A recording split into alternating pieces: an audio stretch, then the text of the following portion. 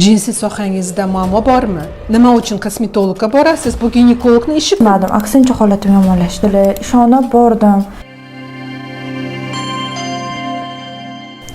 Boshida bu shunchalik noqulaylik deb o'yladim. Tanishim maslahatlariga ko'ra shu kosmetologga borib qo'ydim.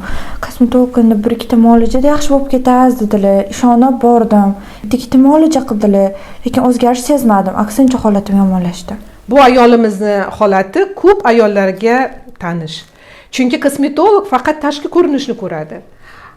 Bu muammolarning sababi ichkaridan bo'ladi.